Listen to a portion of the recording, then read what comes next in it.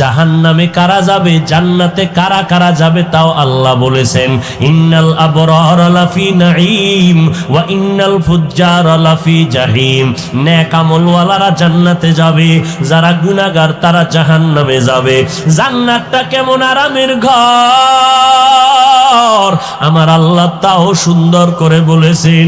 এমন জান্নাত আমি তোমাদেরকে দিব যে ছোট জান্নাত পাবা 10টা দুনিয়ার থেকেও বড় জান্নাত। এমন জান্নাত যেই জান্নাতের তলদেশে মধুর নহর, দুধের নহর, পানির নহর জারি হবে। এমন সুন্দর জান্নাত যেখানে কোনো ক্ষুধা আসবে না, যেখানে অশান্তি হবে না, আরাম আর আরাম আর শান্তি আর শান্তি। যারা নেক আমল করিয়া যাবা তাদের জন্য জান্নাত, আর যারা গুনাহগার হইয়া কবরে যাবি তাদের জন্য আল্লাহ জাহান্নাম বানায় রাখছেন। জাহান্নামটা কেমন আমার আল্লাহ তাও কোরআন শরীফে বয়ান করেছেন। ও আল্লাহর বান্দারা, জাহান্নামের আয়াতগুলো মাঝে মাঝে মোবাইলে ডাউনলোড করিয়া পড়িও। বাংলা কোরআন লেখা সার্চ দাও, এরপরে কোরআন শরীফ বাংলা নামাও, এরপরে কোরআনের সূরাগুলোর মাঝে মাঝে 2 লাইন তরজমা বাংলায় পড়িও। ওয়াইলুল লিকুল্লি হুমাযাতিল লুমাযা আসেনি? তরজমাটা পড়িয়া দেখো। আল্লাযী জামাআ মালাহু ওয়া আদ্দাদা ইয়াহসাবু আন্না মালাহু আখলাদা।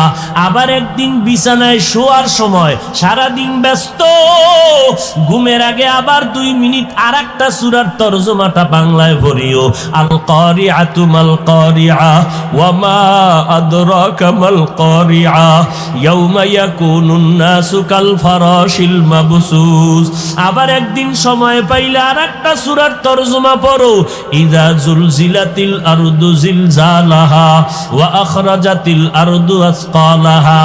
আবার যদি সময় পাও আরেকটা সূরার তরজমা পড়িও। আলহাকুমুত তাকাসুরু হাত্তা যুরতুমুল মাকাবির কাল্লা সাউফা তা'লামুনা সুম্মা কাল্লা সাউফা তা'লামুন।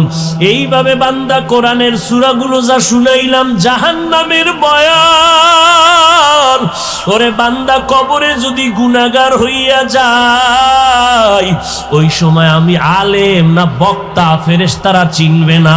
ফেরেশতারা 3টা প্রশ্ন করবে, রবের পরিচয় দাও, ধর্মের পরিচয় দাও, রহমাতুল লিল আলামিনের পরিচয় দাও।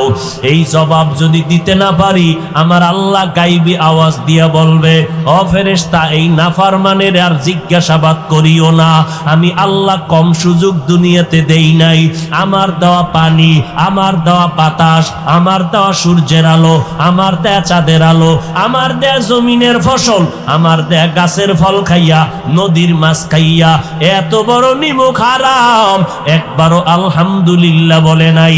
ওলামায়ে কেরাম পায়ে ধরিয়া ধরিয়া নামাজের দাওয়াত দিত, এক বেলার নামাজও মসজিদে যায় নাই।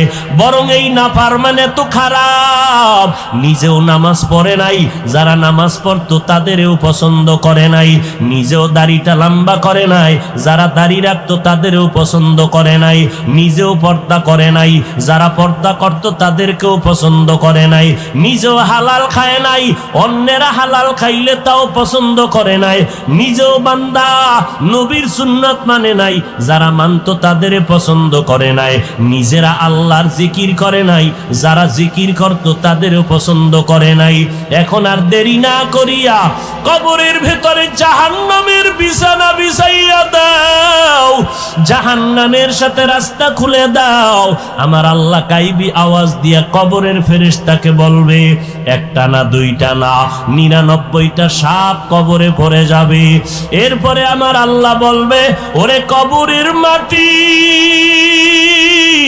এই গুনাহগারের 2 পার্শ্ব থেকে জোরে জোরে চাপ দাও। এত জোরে চাপ দিবে পাজরের হাড় চুরমার হয়ে যাবে।